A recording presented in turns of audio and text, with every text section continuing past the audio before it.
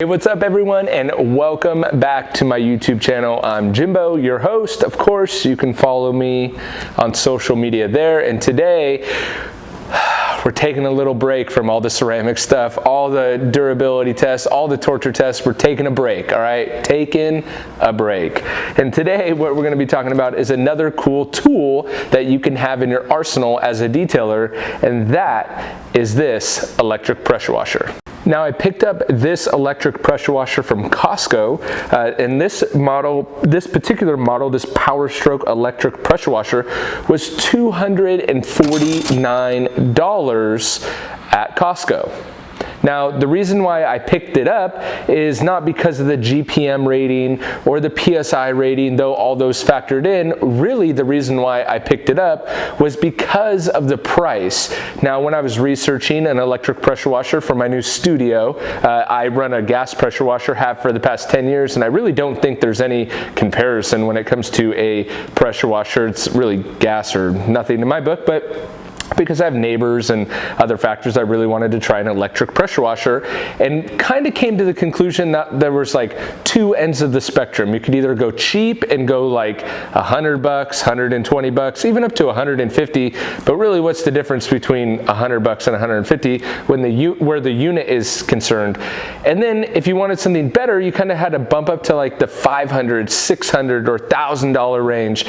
And I really didn't find myself personally, because of the usage case for the studio, I really didn't want to drop $1,000 on a pressure washer, but I also didn't want to spend $100. So when I stumbled across this one at COSTCO around the $250 range, it seemed to kind of meet that middle ground for me. When I went to go do my research, really the concerning part about it was there was no videos on this pressure washer. No one really talked about it. No one had a review on it.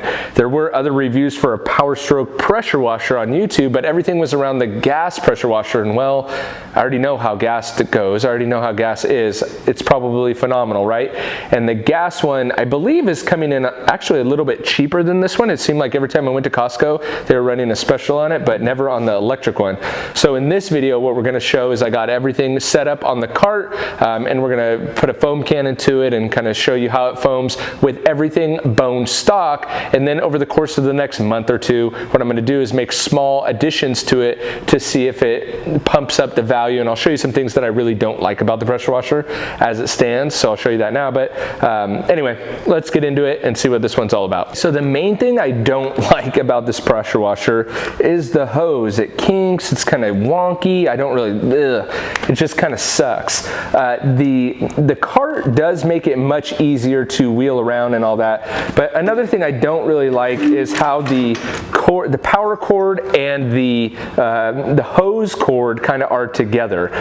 It's not really ideal. It's, again, kind of janky, and that's why over the next couple months I'm going to be working at creating a solution, whether wall mounting or a cart solution. I kind of really haven't decided on what I want to do yet. It is nice that the hose or the gun rather could be right there. Again, these guns are so long, you don't need this long of a gun unless you're doing an RV or something like that, and maybe that's why they give you a long gun, right? You'd rather have a long gun and not use it than have a short gun and need a long gun.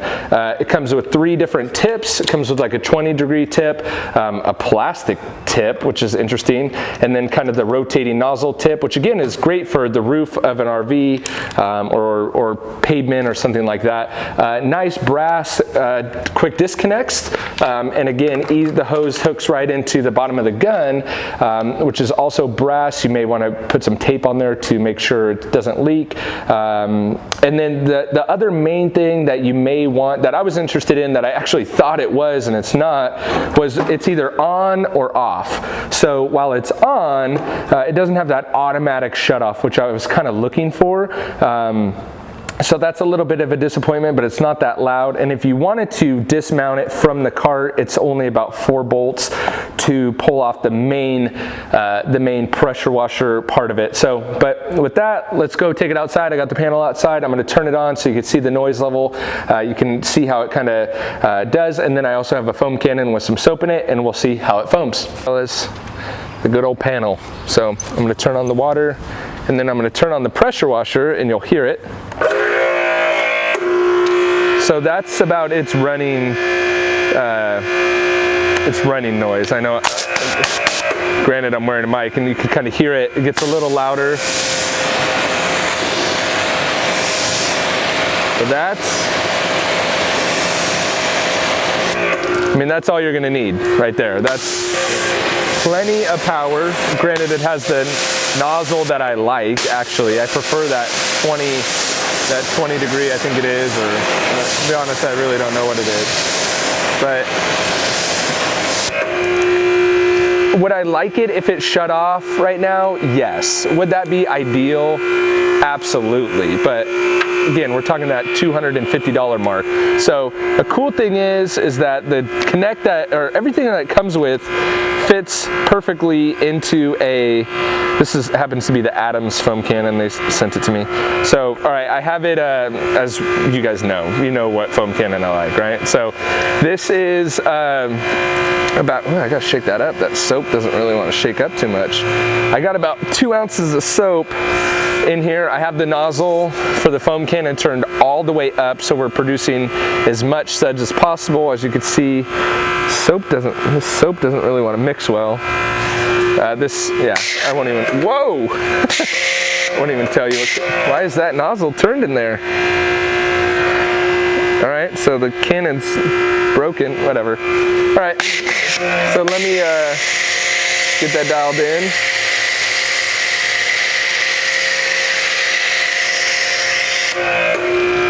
Not bad. Not bad. I mean, that's great for an electric pressure washer. It's a lot of foam. So realistically, I probably had about 2.5 ounces. Now you can see, depending upon the soap, might be a little runny, but that's a nice thick layer of soap.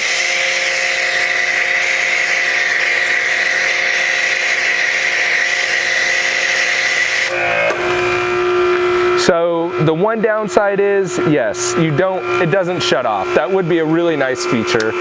And honestly, I'd pay a little bit more for that feature, but not a ton. Like if it was like, I don't know, $275, $300 for that feature, that would be ideal. But again, we're talking about a $250 pressure washer.